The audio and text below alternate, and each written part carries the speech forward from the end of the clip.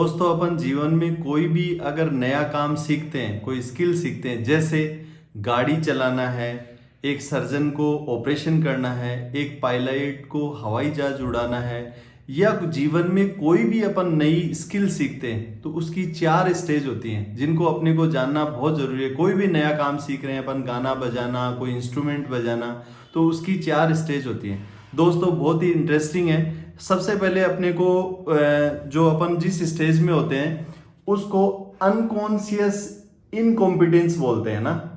Unconscious शब्द का मतलब तो जानते हो, इनकॉम्पिटेंस का मतलब अपन वो काम नहीं करने लायक है।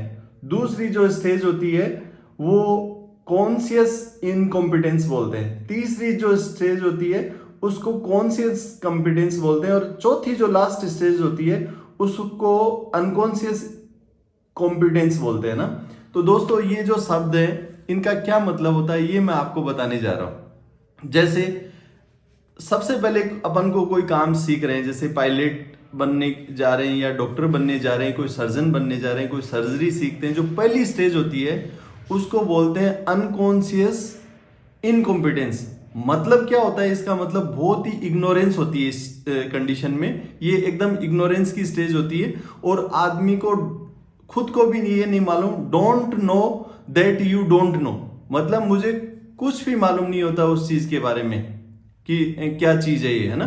फिर उससे अगली वाली स्टेज होती है उसको कॉन्शियस इनकॉम्पिटेंस बोलते हैं। मतलब उस स्टेज में आदमी को ये तो मालूम चल जाता है कि मेरे को गाड़ी नहीं चलानी आती, और उसको मालूम रहता है, उसके लिए वो एफर्ट्स करता है, कोई भी चीज सीखने के लिए उसकी पैशन होती है और वो उस काम में निपुण होने की कोशिश करता है। उससे जो अगली वाली स्टेज होती है तो उसको कॉन्शियस कॉम्पिटेंस बोलते हैं। जैसे कोई काम कर तो सकता है, उस टाइम पे गाड़ी तो चला सकता है थर्ड स्टेज में कॉन्शियस कॉम्पिटेंस में, लेकिन गाड़ी कैसे चलाएगा बहुत ध्यान रखना पड़ेगा उसको, हर चीज को बार बार चेक करेगा, मिस्टेक होने का भी उसको डर रहता है, थोड़ा कंफ्यूजन भी रहता है। लेकिन दोस्तों लास्ट में एक स्टेज ऐसी आ जाती है स्किल सीखने के बाद में, उस टाइम को बोलते हैं अनकॉन्शियस कॉम्पिटेंस। मतलब क्या, बिना कोई ज्यादा सोचे समझे ही वो काम अपना दिमाग कर लेता है। जैसे कोई सर्जन है, ऑपरेशन कर रहा है, तो वो कोई बहुत ज्यादा उस टाइम पे सोचता नहीं है, उस टाइम पे जैसे रोज वो काम करता है उस तरह से वो काम कर लेता है।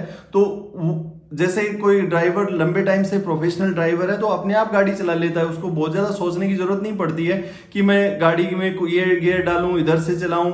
जबकि थर्ड स्टेज में वो बहुत ज्यादा कॉन्शियस रहता है। तो इस कंडीशन को अनकॉन्शियस कॉम्पिटेंस बोलते हैं। दोस्तों आपने रनवे पिक्चर देखी होगी, रनवे 34, उसमें वो आंख बंद करके एल्कोहल के नशे में भी सेफ लैंड करा देता है पायलट। क्यों करा देता है? क्योंकि उसका उस चीज में बहुत ज्यादा एक्सपर्टाइज हो गया। बहुत सारे सर्जन है वो मतलब उनको वो काम है कभी भी उठा के करवा सकते हो। तो इस कंडीशन को अनकॉन्शियस कॉम्पिटेंस बोलते हैं दोस्तों। लेकिन इसमें भी अपने को नई नई चीजें सीखनी चाहिए, और ये 10,000 घंटे काम करने पे ये आदमी इस स्टेज में आ जाता है। कितने घंटे? 10,000 घंटे काम करने पे अनकॉन्शियस कॉम्पिटेंस में आ जाता है। धन्यवाद।